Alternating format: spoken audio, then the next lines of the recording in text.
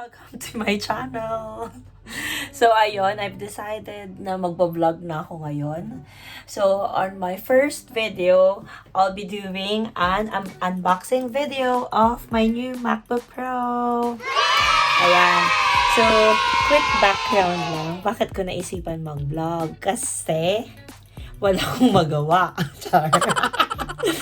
So, last year ko pa talaga gusto bumili ng MacBook. Hindi ko alam kung anong bibilin kong MacBook. Parang I ask around kay Charis, kay Shara, kung anong bibilin kong MacBook since 2019. Tapos na COVID na lahat, hindi pa rin ako nakabili ng MacBook. So, ngayon, I finally decided to buy a MacBook Pro. Tada! Super happy ko talaga kasi first personal laptop ko to. And syempre, pinag-ipunan ko dahil since last year ko pa nga siya gustong bilhin. So, sobrang kinikilig ako sa MacBook. Oh my gosh, first time talaga. So, parang ghost ko talaga siya. So dahil dyan, simulan na natin ang pag-unbox ng MacBook Pro. Oh my gosh, nakakakilig.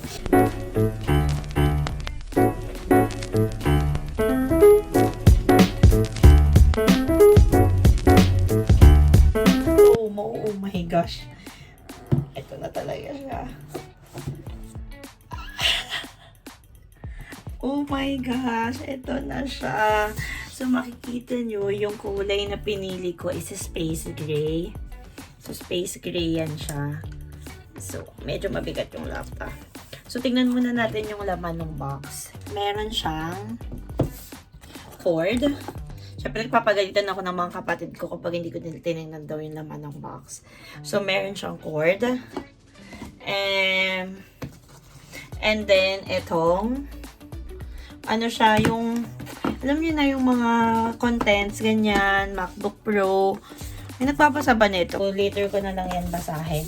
So, backstory guys, kaya ako tititignan yung box. Kasi last year, bumili ako ng AirPods.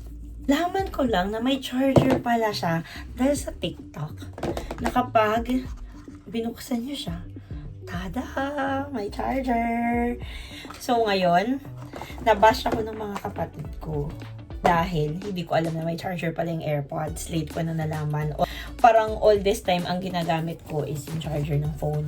So, mayroon pang charger yung AirPods. So, anyway, so that's the reason why gusto kong tingnan yung laman ng box. Just to make sure na na-capture ko lahat ng laman. So, meron din na charger. Ayan. Ayan. Yan na yung laman ng box. Okay, for the main event, ito na siya. Sobrang kinikilig talaga ako. Oh my gosh. First laptop ko, tsaka first MacBook ko talaga siya. Pilan natin siya sa plastic. Paano ba siya tanggalin? Ay naku, napakabano ko naman. Ayan. Ito pala. Oh my gosh. Ito na siya. Oh my gosh. Ito. Space gray. Okay. So, in fairness, maganda naman siya. Tsaka, ayan o, ganyan lang siya kanipis. Siyempre, nanood ako ng mga tutorial videos, ganyan.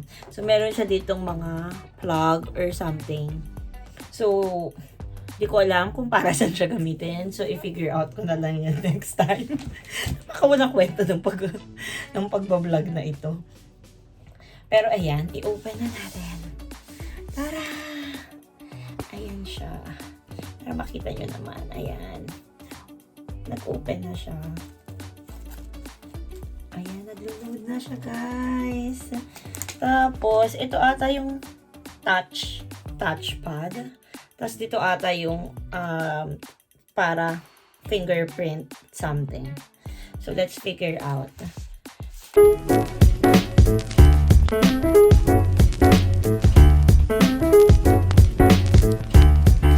Set up your Apple ID. So, of course, I have my existing Apple ID.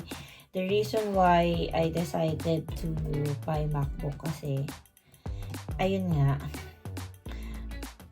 dahil naka-iPhone naman ako, so, why not, diba? To be consistent and loyal, you know, dito na lang tayo nagiging loyal, char. So, maging loyal na lang tayo sa Apple. So, ayan, loading pa rin siya, guys. Hindi ko alam kung gaano katagal siyang mag-load.